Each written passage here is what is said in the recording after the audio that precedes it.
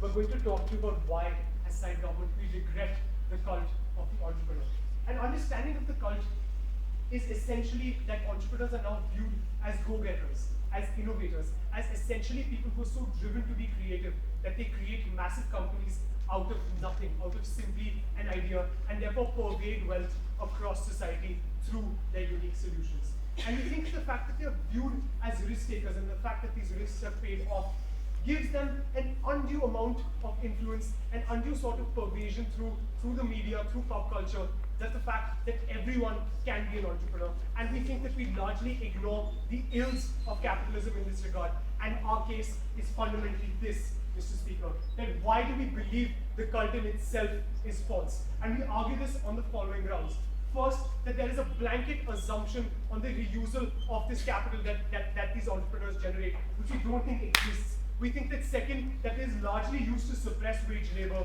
Third, we think that this leads to the creation of dynasties which are essentially very bad for the economy, which we saw as a result of the 2008 recession. We think that patent laws help protect these entrepreneurs, and we think that that's restriction of innovation. We're going to talk to and preempt our case about why we don't think this necessarily curtails risk. But first and foremost, Mr. Speaker, about the blanket assumption of the reusal of capital. While we understand that there exist companies like Google, where we see on a daily basis that they are coming up with new ideas, we don't think that that can necessarily justify entrepreneurism as a whole. We think that a lot of people run the risk of, or essentially get, as a result of a unique idea, as a result of a single idea working out for them in a particular socio-economic condition, we think that they largely reap all the benefits of a cash cow. And we don't think that people are constantly innovating. I'll take yours up in the 5th minute. We don't think that people are necessarily constantly innovating. We think that there are minor variations across ideas, and we think that there is the blanket assumption that people constantly take money and put it back into the business for the betterment of all of society is an absurd assumption to run when we look at businesses constantly failing after 2 years because of the fact that they don't make a lot of money, because of the fact that they stake a lot on ideas that might not work, which lead to ultimately, in the longer term, a huge drainage of wealth out of the economy because of the fact that people just don't know what's going to work. And therefore, this leads me to my second argument of why we think that they've been given undue importance within the current economic structure in terms of their ability to suppress wage labor. A clear example of this is one of the most famous companies in the world, being Amazon. And we think that the New York Times was extremely clever in the analysis that it did of the Amazon work environment. And we understand, therefore, that it's extremely crucial for the fact that all of these employees who partake in Jeff Bezos' idea to be treated as equally important to this idea, to be treated as equally important to the success of Amazon. And we think that the importance that has been granted to entrepreneurs in this regard as people who are geniuses, as people who create wealth out of the ground and therefore are noble and generous in all various parts of their livelihood is extremely incorrect. In the fact that people are made to work 16-hour days, people are not given money for extra hours that they work, and they are treated terribly as a result of this unequal power structure. Which leads me again to this concept of creation of dynasties. A simple comparison with 19th century industrialists. They were known as robber barons, and they were constantly called out by newspapers in all of society for the fact that they used to take wealth away from society. And we saw this with extremely significant innovations like Henry Ford coming up with division of labor within an industry. We saw this with the creation of the steam engine. These were not insignificant innovations. So do not tell me that the fact that I can book a cab on my phone is not equitable to a 19th century innovation, which is essentially the bedrock of modern economies, right? And therefore we tell you, the fact that they're able to create these dynasties, the fact that they're able to monopolize entire industries in themselves is hugely restrictive. And we think that the current broken patent system helps establish this. And we think that capitalism in itself is an appropriation of this. What we think this does is restrict innovation. Whereas long as you grant someone who's come up with an idea, you grant him monopoly for 20 years over that idea, we think that that is completely ridiculous. Because you might come up with an idea, but variations of that might be more significant. We think that this has been hugely detrimental for the healthcare industry. We think that this has been hugely detrimental for the communications industry because people own ideas, and that is terrible.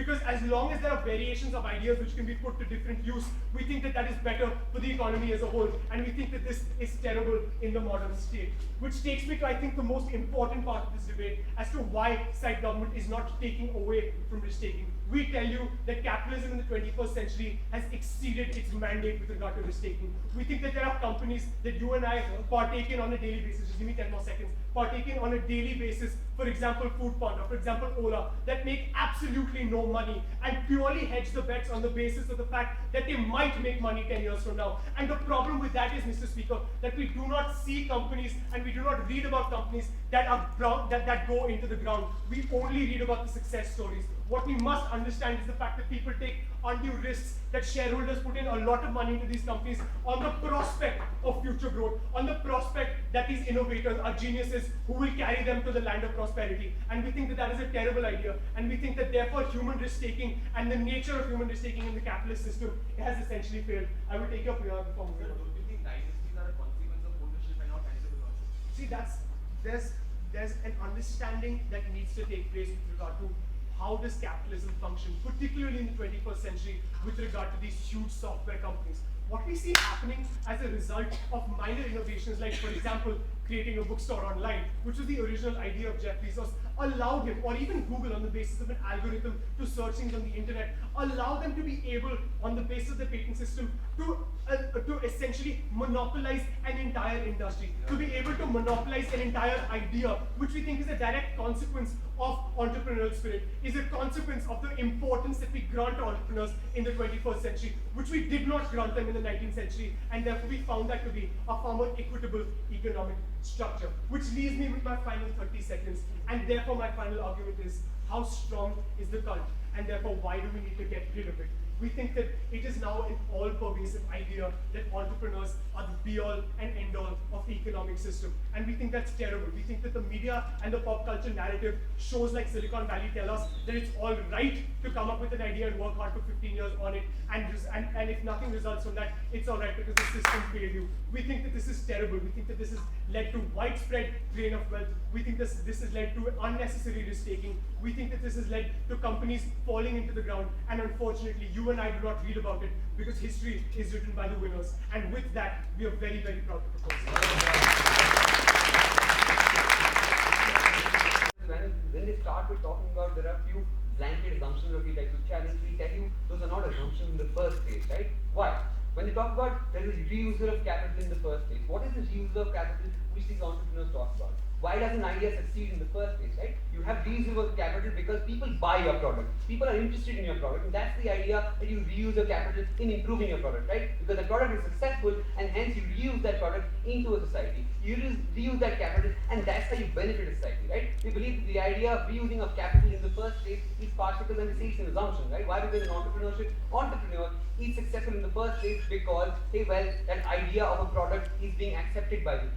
That product is accepted by the people, and that's the idea of duality of benefits, right? Because the benefit is not only to the entrepreneur, the benefit is also to the person buying the product, right? Because the person needs the product in the first place. This person is using the product, right? That's the idea of the duality of benefits, and that's why we challenge their assertion, because the other two they were actually elaborated upon, right? Slave labor, we don't know slave labor, right? Also, when you talk about the idea of ideas being bad, right? Are ideas bad in the first place? Or is the perception of these entrepreneurs when they're successful, is that bad? Like when they're painted as innovators and creators, are they not innovators or creators in the first place, right? Why? Because when we talk about ideas, right? There is a variation of ideas, and that is the competence structure which entrepreneurship follows. This idea, okay, one idea succeeding does not mean that one person has the ownership of ideas. You have then a variation of ideas coming up in that place, right? You have a variation of ideas challenging the idea, and that's the idea of a cult forming of entrepreneurship, right? That's the idea of a cult of entrepreneurship forming. Why? Because when does a cult form in the first place? A cult is formed out of human aspiration.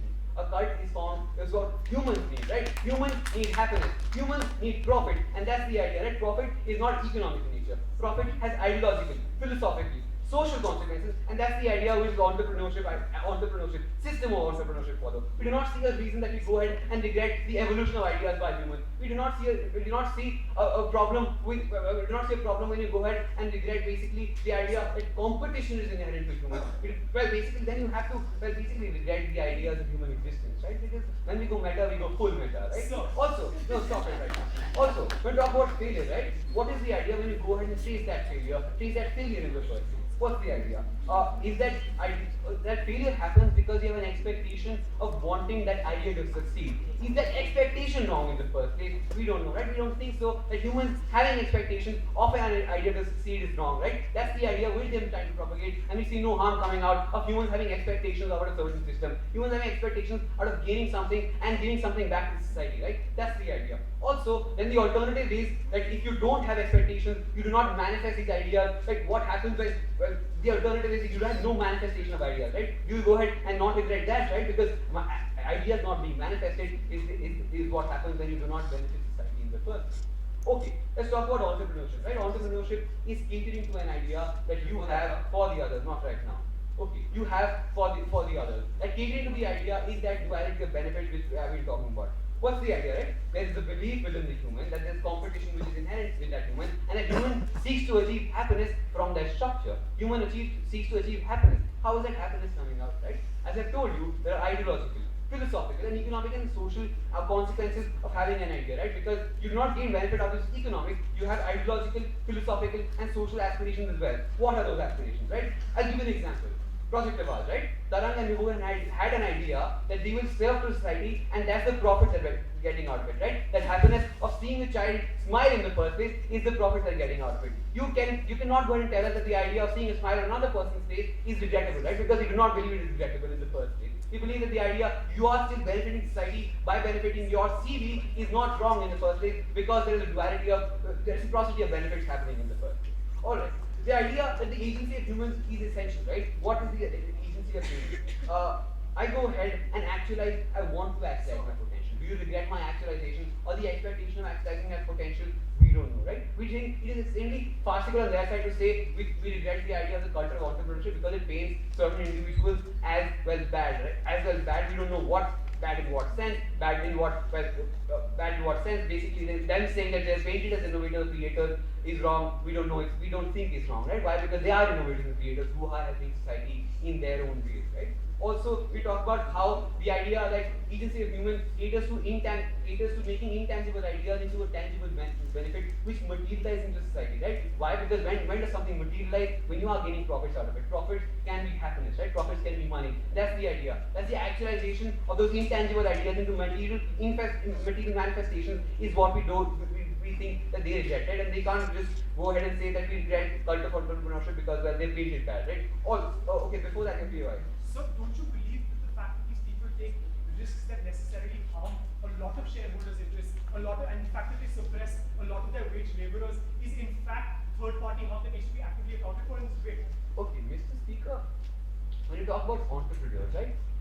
There are checks and balances to keep an entrepreneur in checks and balances, right? There are laws to prevent him from making mistakes in the first place. The idea of risk is inherent to any human because risk is expectation. Risk is expectation that you gain something out of, right? The idea of risk taking is when they go ahead and reject the idea of having expectations in the first place because expectations have an avenue of failing as well as succeeding, right? Do they reject then go ahead and reject the idea of having expectations? Do they then go ahead and reject the idea of competition between humans, right? We don't think they do, and then the process is out, right?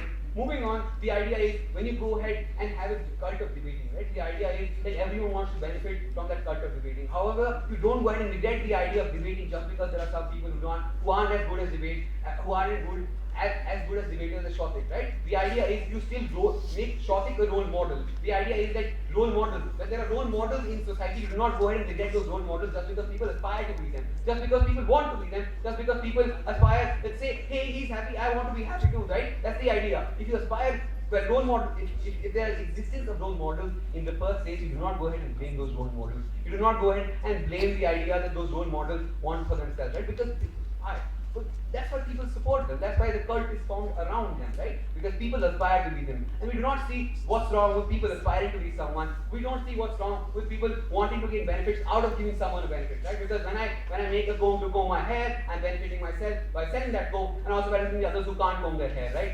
Like me. Also, the idea is that that's how the duality of benefits function. That's how you do not go ahead and reject the idea of entrepreneurship as such, or the cult forming around it, because then you're going ahead and rejecting the idea of human existence, right? We go full meta, Ramdas goes full meta, and that's why Ramdas is proud to oppose.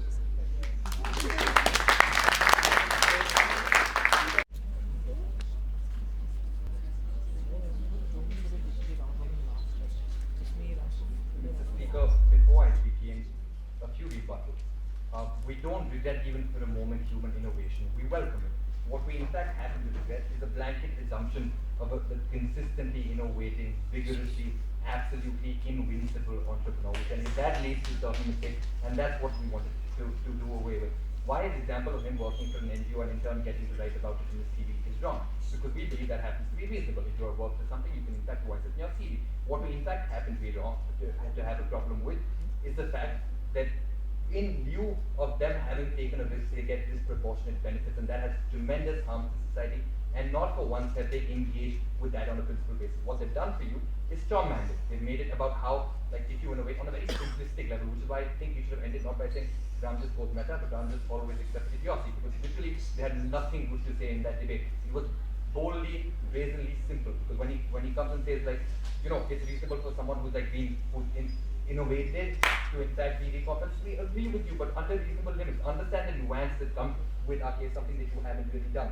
But Mr. Speaker, let's talk about how, like, this is the only bit we got in this debate, which was that, you know, now you're reusing capital. We tell you, Mr. Speaker, not everyone happens to be a Sergey Brin, around whom actually this cult is built. People like him, very few select individuals who have actually shown a propensity, quite bravely so, to consistently reinvest, who use the capital they in fact appropriate, who use the undue, in our mind, irresponsible executive authority that they wield for good things. Not everyone in fact happens to do that, because Sergey Brin in our mind is a uniquely brilliant individual, and we think creating a cult around this romanticism happens to be bad, because everyone really does not do that. Most people in fact happen to be driven by this capitalist ethic, or in fact making as much money as they can, like milking this cash cow and not really caring. That's the essence of capitalism, and we're not okay with an unthrottled version of it. We think that it needs to be checked, and that's what we're trying to do here, Mr. Speaker. But let's talk a little bit, before I move on really to the case, about why this false justification does not stand. Two things that you just did not understand in this debate and did not engage with. The first of which is that this leads to a disproportionate, irresponsible investment of power by the shareholders to these entrepreneurs. Because the image created is that literally these people have taken risks and succeeded once, hence they cannot do no wrong. Because the cult, in fact, is one, and we tell you the power of the cult, Mr. Speaker. It's about how this man happened to be an underdog, right? He began literally from nothing.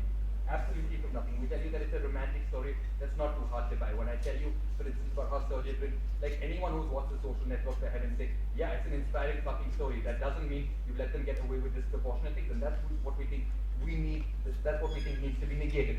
They tell you, Mr. Speaker, and this is what we said, like investing too much executive authority by shareholders, which is why we think like your response to the POI about how like past laws is ridiculous, because the shareholder can literally do whatever the hell he wants to. So if a bunch of shareholders are influenced by this myth, this falsity, they can invest whatever degree of executive power onto these entrepreneurs, come up with a better response. We tell you, Mr. Speaker, that we can't let them have unchecked executive power. The example we gave you happens to be of all the startups who have actually happened to fail. And like in an exacerbated sense, talk about like the CEO of Lehman Brothers, who was immensely risk-taking. Between the year 95 to 2001, Lehman Brothers quadrupled its revenue. That doesn't mean, like, that's exactly what the shareholders of Lehman Brothers did. They invested him with so much executive authority, unchecked, absolutely stadium, like, practically quorum was not met. And even Thatcher's case in 2008, Lehman Brothers went bust. And we think that's wrong, because shareholders who buy into this myth also happen, Mr. Speaker, to be middle class, honest individuals. And we're not okay with their money being cleaned away by these new robber barons. And we'll tell you why they're different from, like,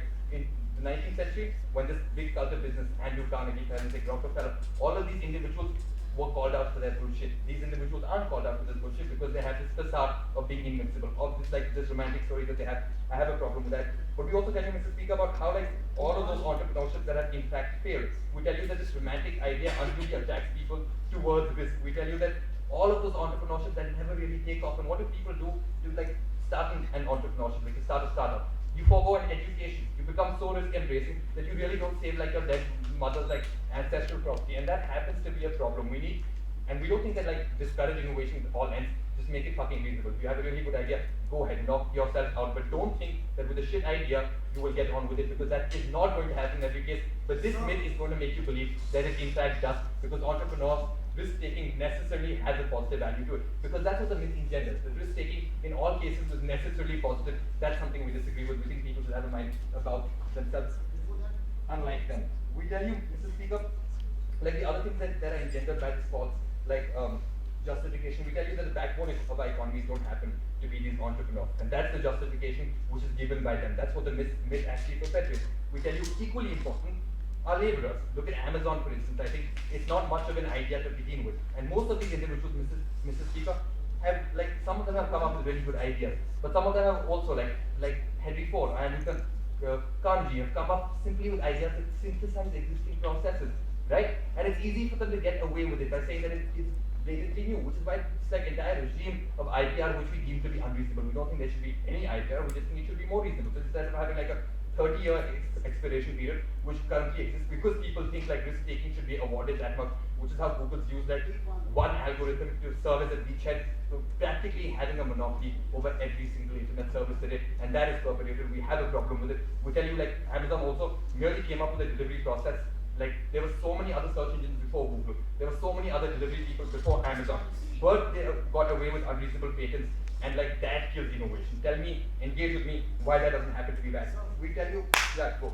So tell me this, how is it that you preemptively decide that an idea will necessarily be successful or will fail? How can you tell me that Uber would have necessarily succeeded without this investment happening in the first I place? tell you, if you think you have had a good idea, go for it. I think Uber happened to be a good idea. I do not regret him, in fact, having taken that risk. But I tell you what this myth, in fact, perpetrates is far more than Uber. For every Uber, there are 25 other startups that you don't even know about. Deal with me on that, Mr. Speaker. And don't keep on saying the same thing again and again. We tell you, Mr. Speaker, that not all of them are consistently reinventing. We tell you that some of them, like Surgery, in fact, are. But most of them use them like as a stable cash cow. We tell you that it's a justification to curtail IPR. We tell you why they use it as a stable cash cow, Mr. Speaker. Because ultimately, when you have secured a certain market share for yourself, this is what the robber barons of the 19th century happened to do. Like you come up with this vertical process, Andrew Carnegie, to do with steel, and he just monopolized it. He had a patent on it, and no one could really touch with him. But he didn't use that to better the steel process, did he? Because he was already making money by virtue of the protection that the law gave him in terms of this like government protected rights, which is why he really never had to innovate anymore. And that's the justification that this myth in fact perpetrates, that someone has taken a risk and that unduly that person should be rewarded for it.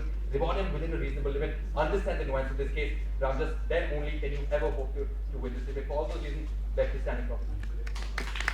Regretting the cult of entrepreneur has been based on the idea that necessarily leads to an invisible base. When you want to develop, you want to necessarily go into an aspect of innovation that goes beyond what's the limit. The idea is let's transfer that idea into what is that innovation or the race for innovation leading to.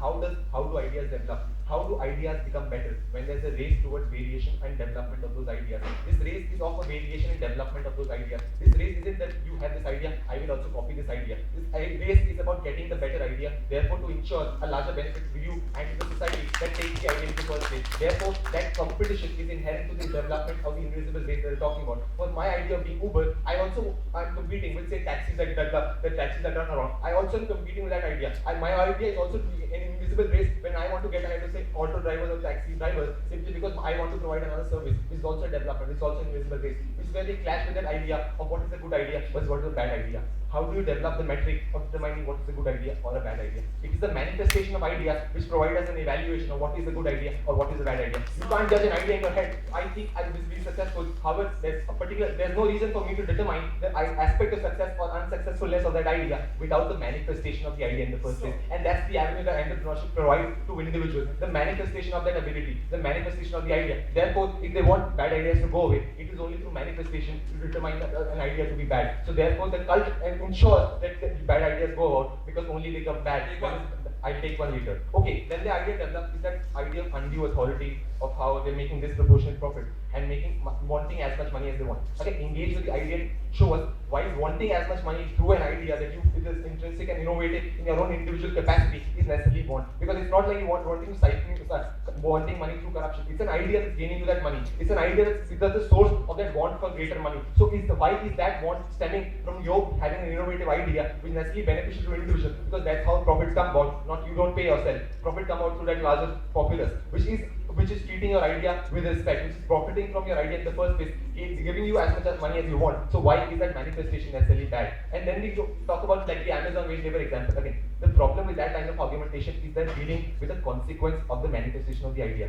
The idea is, again, for one Amazon, there are 100 other companies or entrepreneurial cycles which are functioning perfectly well. The problem with that kind of argumentation is we believe that that consequence can be isolated from the idea of entrepreneurship and the idea and the cult of entrepreneurship in the first place, because that's the consequence of the manifestation of the idea of entrepreneurship. We don't think it's intrinsic to the idea of entrepreneurship. You necessarily have to not give benefits to a laborer, because for every Amazon there's also the matter that developed one employee in the first place. Today has 600 or 1,000 over employees that treats with absolute good benefits. That's why Dvajraj is sitting in his house can possibly subscribe to, because that's the manifestation of benefits that they give to their employee in the first place. So they have to actually show us why Nestle, like say, discriminating with your employees is Nestle intrinsic idea to the concept of entrepreneurship. When they do not do that, that becomes a consequential harm that can be isolated from the concept of entrepreneurship and can be made an exclusive harm, which we say can blame the state structure for allowing to have in the first place. So what is the idea of disproportionate benefit? When they talk about the Lehman Brothers or as such, when they talk about the stakeholders, why do stakeholders come about in that larger idea? Because they believe in the idea in the first place. That's how they become stakeholders, because they believe in an individual capacity to manifest those ideas in a necessary benefit. Therefore, that stakeholder has a benefit. That stakeholder has a belief that risk will necessarily be beneficial. That's why you become a stakeholder in that idea, because the idea you become stakeholder to entrepreneurship or an entrepreneurship company as such. That idea is based upon them getting better profits. That's why you become a stakeholder, because you also seek better profits. You become stakeholders because you trust the individual's ability to take risk and gain benefits. Therefore, you can't blame stakeholders for not getting benefits simply because when they trusted the individual to have the benefits in the first place. So that idea of disproportionate, what is it proportionate to? Is the concept, is the idea they do not tell us. Is this proportionate compared to what? Is this proportionate compared to what? It's an answer that we had to have from their side, which we do not have.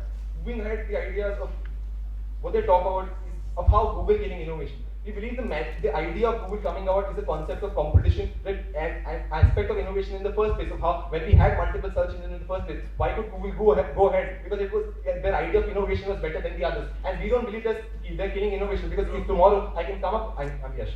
If tomorrow we can come up with an idea, when I think I can develop a better search engine than Google, there's nothing stopping me from developing that search engine. Google isn't killing my individualistic capacity to develop a search engine simply because Google is successful. It's only become a role model that Nestle instigates me to do better. Nestle instigates me to become successful, which is where when we say we go full meta, we go to the idea of human existence. The idea of human existence is how human wants to be. A human wants an aspiration. A human wants to do something in life. What is that doing something standing upon? Or an idea that you do something about. That idea necessarily leads to cultivation of the idea of entrepreneurship. When you talk about how it's not necessarily limited to you building up industries, it's the philosophical and the ideological development of your ideas in the first place. When you talk about Project Abbas, of how there's a social entrepreneurship that develops itself. Like Tarang might get certain benefits or say in monetary terms of running those classes, whether those are recycled in a manner in which their upliftment of the education level of children in India is happening, towards us in a Sangam, there are 5 lakh children have only one school. That aspect of social entrepreneurship benefiting an entire cycle, an entire generation of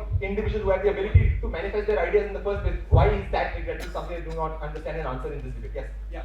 The cult lulls you into the complacency that your idea is infallible and that risk-taking is always positive. Why is risk-taking always a positive value? Answer that in game. See, the idea is that you believe your idea is infallible and all of those things.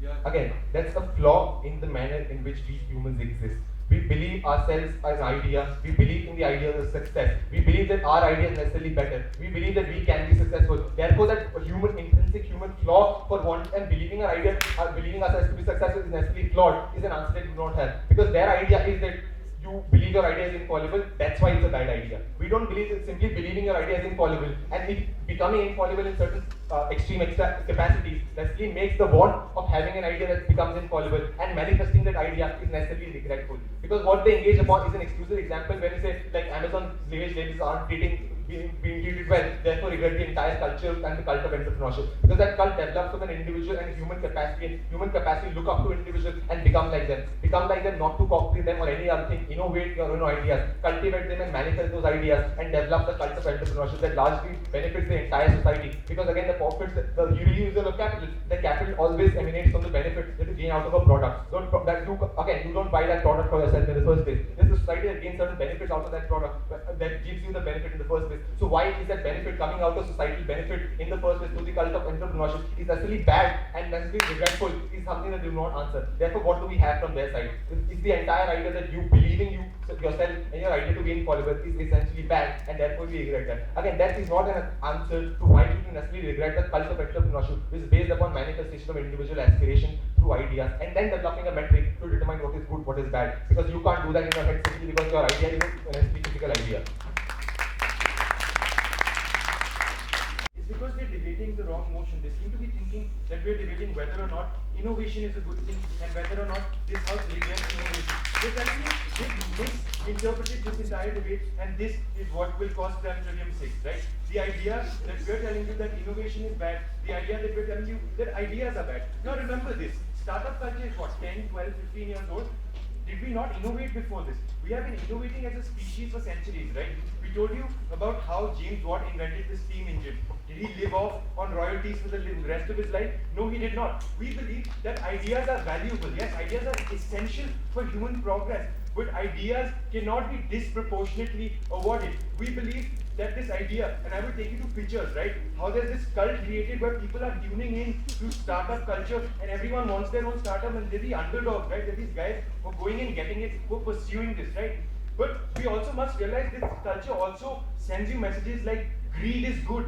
You should try and make as much money as you can. And very often the message that it sends is that this money can be made at any cost.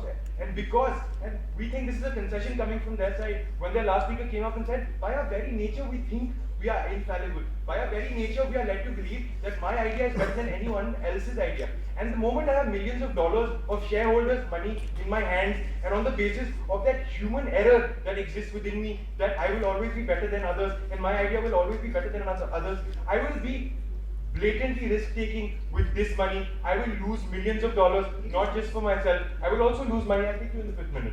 I will also lose money for my shareholders. I will damage the economy. And that's where the idea of the Lehman Brothers came out, right? That's where this idea of how this capitalistic overdrive that is suddenly being glorified in pop culture, right? We're not regretting the fact that people are entrepreneurs. We're regretting this cult that is being built around them, where an entrepreneur is almost like a mythical creature, right? He's a young, confident underdog who is fighting the system and, prevails despite all odds. We're telling you, no, this is not always the story, right? We're telling you these are people who build their businesses on the backs of labor, right? These are people who, like Amazon, they take away the rights of these laborers simply because society allows them to, because the image that is created of them, that these people are very often, unorthodox. We can't really understand how he works, but we just trust him because he's so smart. That kind of idea is necessarily harmful for a society, especially when we entrust these people with our money. The idea that these people are constantly reinvesting and coming up with new ideas and are somehow like these brainstormers is problematic, because not all of them are. In fact, a very, very small percentage of them are. Most of them only enjoy this myth and use it to justify how they can take crazy risks because of this human error that he pointed out to me. Because they believe ardently that his idea will be better than anyone else, because, well, he's programmed to believe that way. We've told you how the principal reason behind our argument is that we think this culture that it creates, where people are encouraged to go out there, drop out of school, sell their ancestral property, and take undue risks. We've never been against risk-taking, but to glorify risk-taking as an end in itself, right? To glorify risk-taking as a quality which you must have. I don't think good entrepreneurs are all risk-takers. It's about when you can and cannot take risks. And when you have other people's money, you are responsible to them, and you should not take risks. We spoke to you about how intellectual property laws and patent laws and all of this interface of capitalism and law is detrimental to the very innovation they seek to provide, right? So they're telling us ideas are fluid, right? Everyone can have ideas, this, that, the other. But the moment you grant someone a 30-year patent, you're telling them you own this idea for 30 years. And we see that as highly problematic because what happens now? What happens is that I create a smartphone, right? And I get a patent on it, it's completely new technology. And for 30 years, nobody else can touch it. Which means nobody else can take that particular smartphone and improve upon it. Nobody else can undergo that process that we have been undergoing for thousands of years, right? Because when the first man made the wheel, he didn't say, you can't touch this and make anything out of it. And that's why the second man was able to put a stick between two wheels and say, dude, look, I made a cart, right? That is how human innovation actually works. Entrepreneurship is not innovation, and they're confusing you. Because if entrepreneurship were innovation, we just have started moving out of caves. Because they'd have you believe that these entrepreneurs are crazy psycho geniuses, right? Who are like taking the country to the next level. One of the lines in pictures is where he says, it's entrepreneurs like us who are going to make this country and its economy. That is absolute crap. Because we believe that it is the labor of this country, it is the workforce of this country, the people who are actually breaking their backs, working for these individuals who have come up with an idea, right? Great, you came up with an idea, you're smart, right? You came up with one idea and you spend the rest of your life reaping the benefits of the idea. We believe this is a disproportionate profit. Yes, your question. Entrepreneurship and creating something and going ahead and like giving patents to people? Yes, there is. But we believe that the cult of the entrepreneur, the culture of the entrepreneur, is tied to these ideas of an individual owning an idea. And patents and intellectual property rights law are a manifestation of that in the legal sense. The idea that an idea can be owned and cannot be developed by anyone else except someone that this guy wants to, right? We spoke about the creation of dynasties. We spoke about how in the post-industrial England, when you started seeing individuals who were coming up and using money, often other people's money and their ideas to rob people. They were called robber barons, but now we celebrate these individuals, right? We celebrate these individuals as go-getters. We say things like greed is good, and that brings out the basic problem with capitalism, right? Entrepreneurship is not about doing good for the world. Entrepreneurship is about making money, right? That's why so many people want to have a startup even before they have an idea, right? People are like, what are you going to do with your life? Startup चालू करूँगा. Startup का idea क्या है? अभी तक है नहीं. That's the problem, right? The problem is that people are getting into entrepreneurship for its own sake. What do you want to do a startup? But if you don't have an idea, you cannot have a startup because the natural progression of things is idea, startup, success, failure, whatever, right? But if you're skipping these steps, if you're starting entrepreneurship for its own sake, we're teaching children in school entrepreneurship for God's sake. You say that entrepreneurship is an inherent quality in an individual, and at the same time, you're teaching children in school in CBSE entrepreneurship and they're writing an entrepreneurship board exam. I find this ridiculous, right? Because on the one hand, you're telling us that these are certain innate qualities in these individuals which make them innovative. Now, how the hell is CBSE going to teach me to be innovative? I have never known, right? The idea that this entrepreneur is some sort of infallible being has caused a lot of problems, and that's what we told you. The media doesn't tell you about the failures, right? The media will tell you about the Uber and the Ola, while not mentioning that Uber and Ola have not been making money at all, right? You're paying the driver and you're paying very less. That's why you get the cheap cab. Great, it's good for society, but it's terrible for our economy, guys. It's really convenient to get a $7 per kilometer cab, but at the same time, the fact remains it is not sustainable and it will go down and it will take down a lot of people with it. We hate capitalism.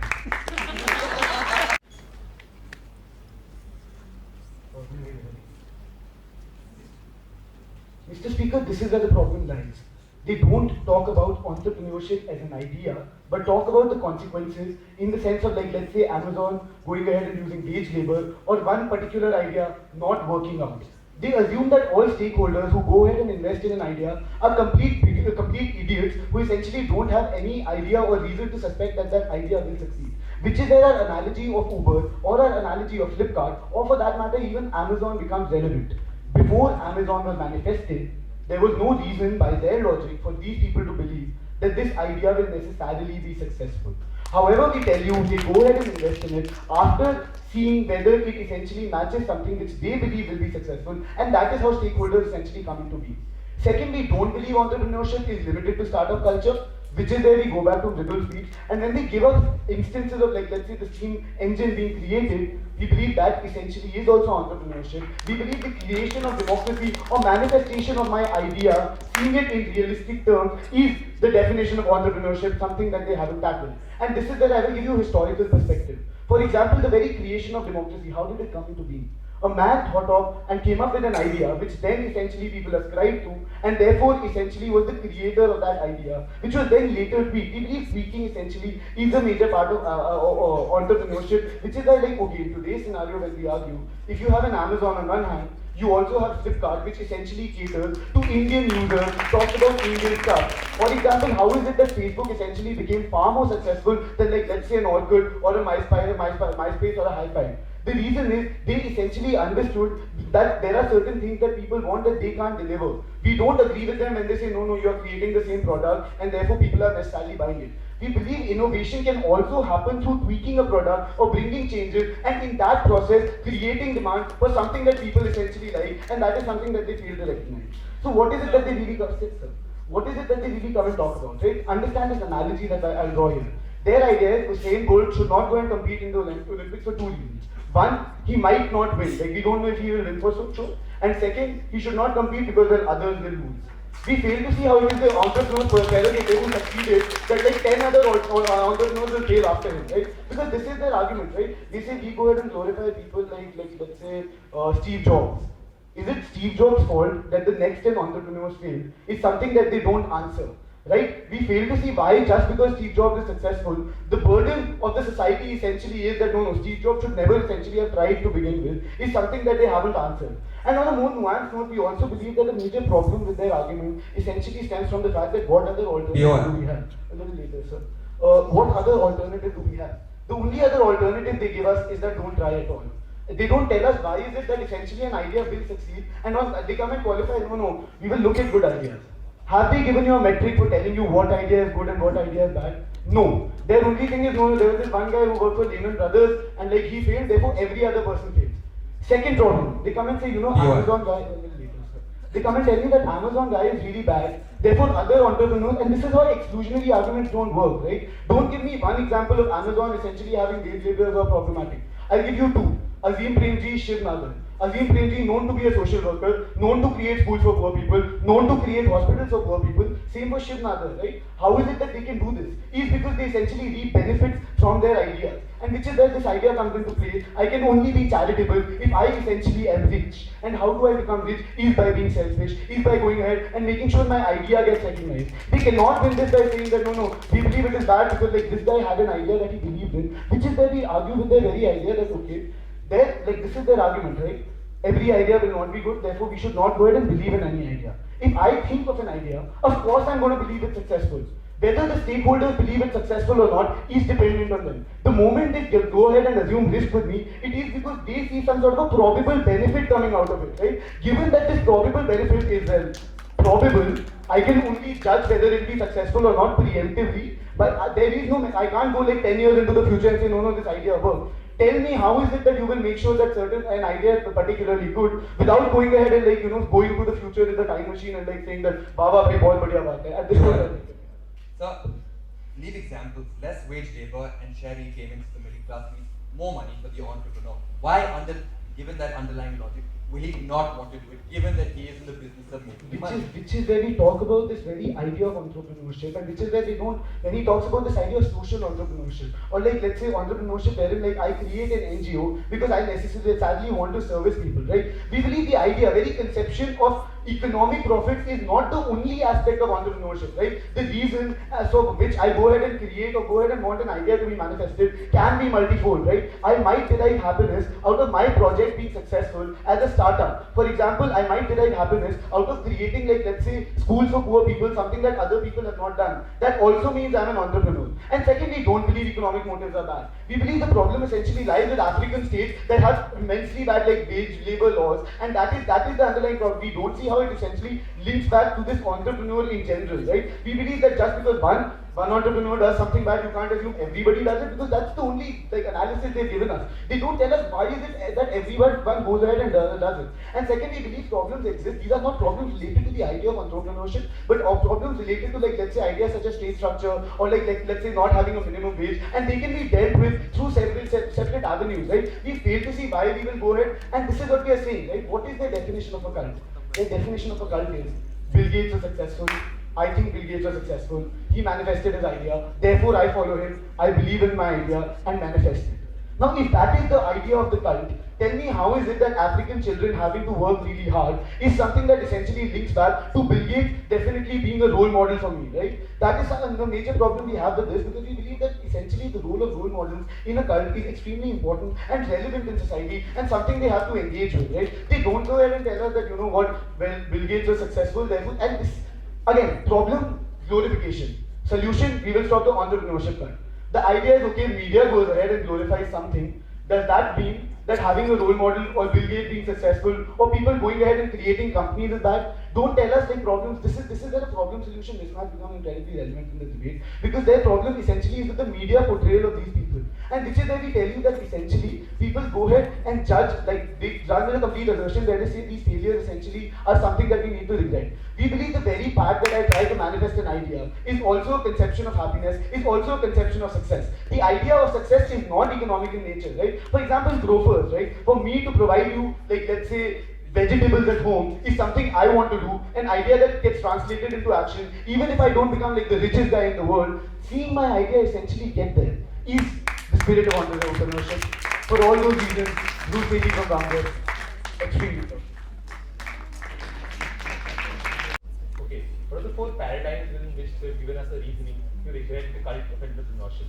Firstly, the idea of invisible ways to develop, unchecked benefit gained by people having the propensity to have bad ideas, and fourthly, people going ahead and owning ideas.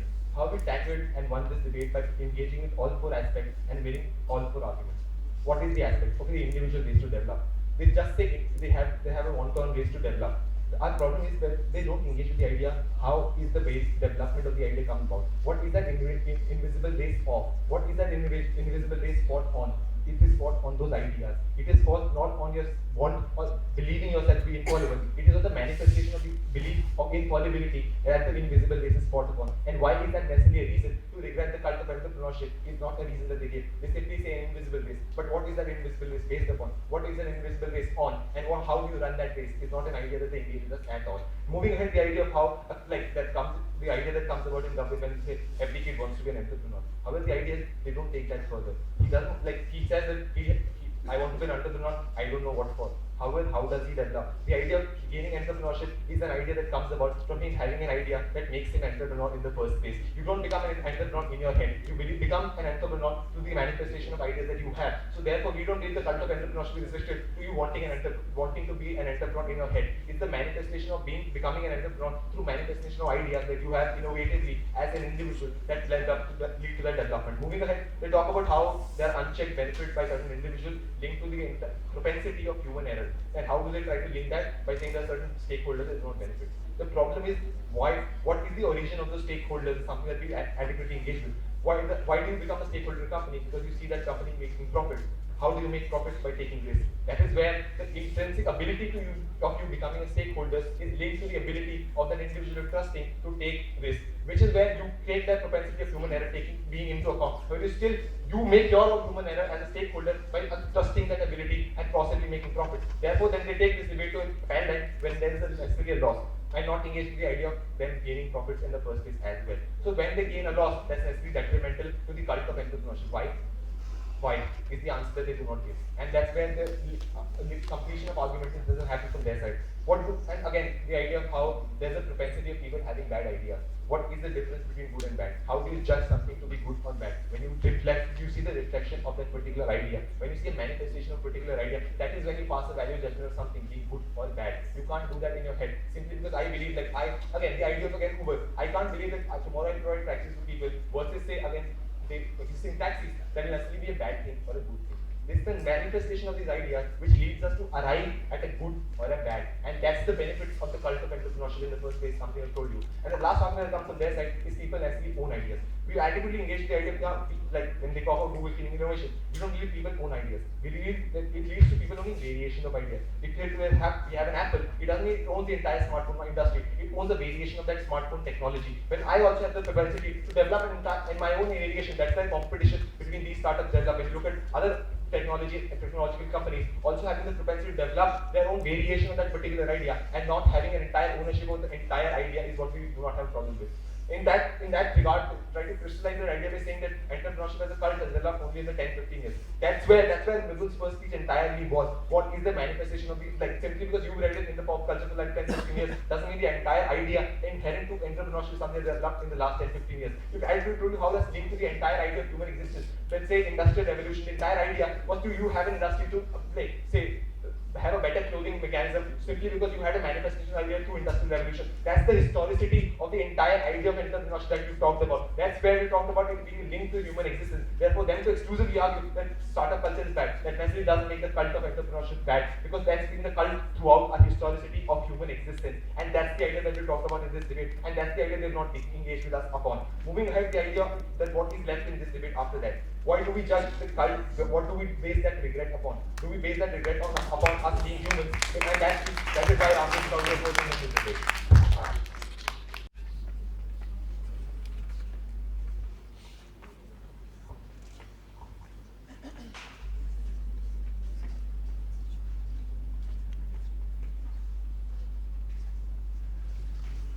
Mr. Speaker, we think Meta Ram just completely misunderstood what this debate was about. It was not about whether innovation is bad. It was about whether the cult of entrepreneurship is bad. And therefore, that entire case study about a poor entrepreneur asking, what about my good idea, doesn't really necessarily stand within this debate. Because what we've explained to you to be the cult of personality is how does it operate upon decision making? What is undue risk taking? And what is the executive mandate that we have granted to these entrepreneurs?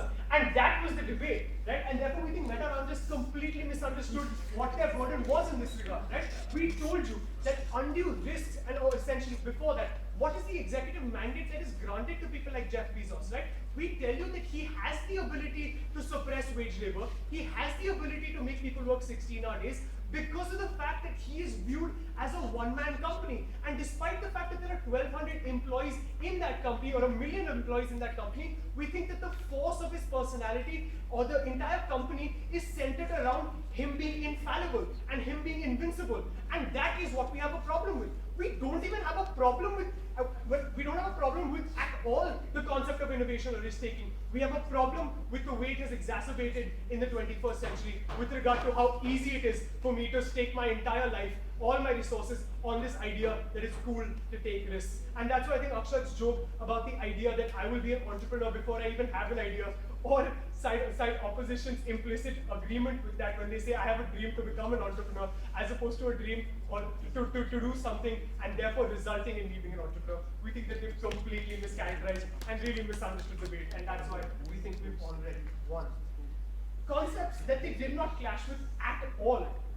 First, the creation of dynasties and why monopolies are terrible for the 21st century economic structure, right? We told you that the cult of personality surrounding these people, the fact that IPR laws are so stringent in their protection of this primary innovation has restricted the ability for new entrants into the market. We think that Google, while it may be noble for side opposition to say that yes, if I make an algorithm in my home today, I'm competing with Google, not really, right? Because we think that they've control basically 99% of internet traffic, and you would have to be extraordinary to be able to take control of the algorithm that they currently sell as a product, right? And they also have not clashed with, therefore, why we believe that the cult of entrepreneurship will be the ultimate death of innovation. We tell you that there are 5 or 6 people who have created billion and soon to be trillion-dollar companies, and they stake their claim to be the innovators and the guiding lights for the 21st century. We don't agree with this because we think for the 5 of these people, there are 10,000 people who stake their entire claim, their entire future, and all the resources of a bunch of shareholders on these ideas that did not work. And we do not seek to reward this. And therefore, while we understand that Usain Bolt has the ability to run, we think that if he's if he's short on an ankle or if he's broken his leg, we think it would be ridiculous for him to dream the same dreams that he would if he were completely fit. And that is what we're telling you. We think that the cult of entrepreneurship, in terms of its hold over people, in terms of media influence, and in terms of the pop culture references, that how cool it is to be an entrepreneur and the kind of attention that it has received, has made people to believe that risk is an end in itself, which it should not be. Because we ultimately do not bet and we do not hedge bets based on entire probability. Which is why the example of Lehman Brothers is extremely, extremely relevant, because we see them having made a lot of money at one point in time, having built this executive mandate that the guys in charge of Lehman Brothers know what they're doing, and then allowing them to hedge bets on poor people being able to repay mortgages is a terrible idea, right? And that's what's happening now. We're allowing people who run Food Panda, who run Ola, to run companies that make absolutely no money on the vision that they might make money. And we think that this is terrible, because not only does this lead to the possibility that these companies will be terrible failures, but will also lead to the idea that there is a tremendous drain of wealth. And in my final 10 seconds of this really fun tournament, we would therefore like to conclude by saying, we don't think that side opposition has really clashed with us on what this debate was about, but we think that in their aim to be meta, they've forgotten the ground realities of this debate, which is why we are very happy, hopeful to win this tournament.